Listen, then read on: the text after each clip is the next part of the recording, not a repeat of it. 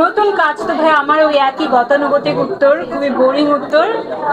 নতুন কাজের এখন পর্যন্ত কোনো খবর নেই। বনলতা সেনের অপেক্ষায় আছি। আমি যতদূর জানি যে এই বছরের প্রথম কোয়ার্টারেই রিলিজ পাবে আশা করি। তো সেটা নিয়ে অপেক্ষায় আছি। আর অ্যাওয়ার্ড তো অবশ্যই সবসময় অনেক বেশি কি বলবো, উৎসাহ যোগায়, আনন্দ যোগায়।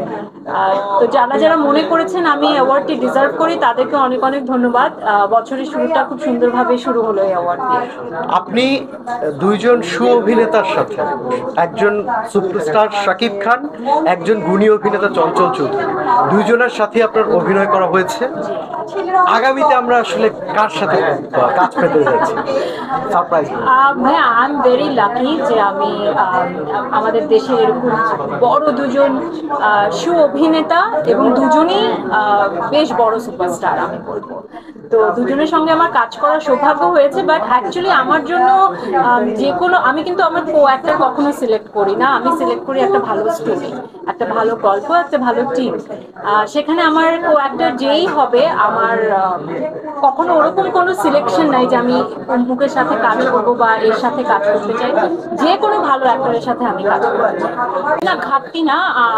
আপনি হয়তো খেয়াল করেছেন কিনা জানি না, আমি এই রিসেন্ট টাইমে দুটো অনুষ্ঠান অলরেডি উপস্থাপনা করে ফেলেছি, অলরেডি যাচ্ছে টিভি চ্যানেলে। বাট দুঃখের বিষয় হচ্ছে উপস্থাপনায় কম মাঝে আমি কমিয়ে দেওয়ার কারণ, এবং এখনো তাও কম করছি, কারণ ঠিক সেরকম ইন্টারেস্টিং নন ফিকশন হচ্ছে না আমার মতে, যার কারণে দর্শক এখন টেলিভিশনও কম দেখছে, টেলিভিশন অনুষ্ঠানও কম দেখছে, প্রত্যেকটা অনুষ্ঠান দেখতে এক লাগে।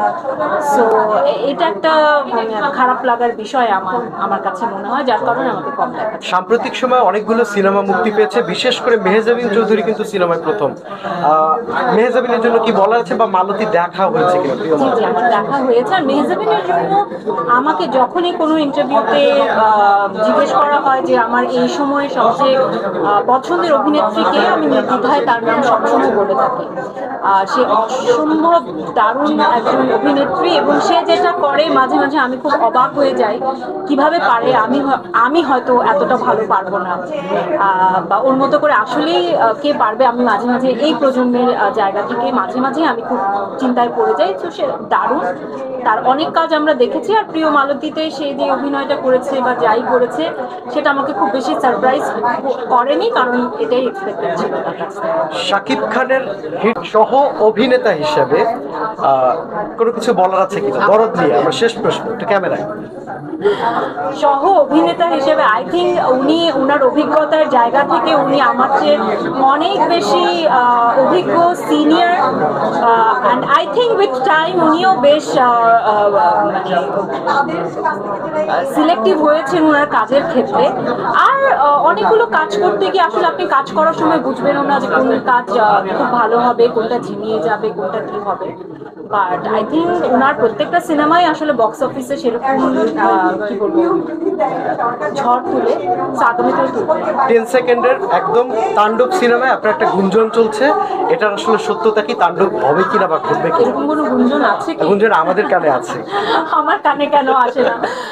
আমি এরকম কোনো সিনেমায় যদি পার্ট হতে পারি আমার খুব ভালো লাগবে। বাট এটা নিতান্তই গুঞ্জন, এখন পর্যন্ত আমার সাথে কোনো কথা হয় না। আশা করি আপনার মতো একজন সুঅভিনেত্রী বাংলাদেশের ইন্ডাস্ট্রি ব্যবহার করতে পারবে। Thank you, thank you, thank you, thank you so much. Thank you.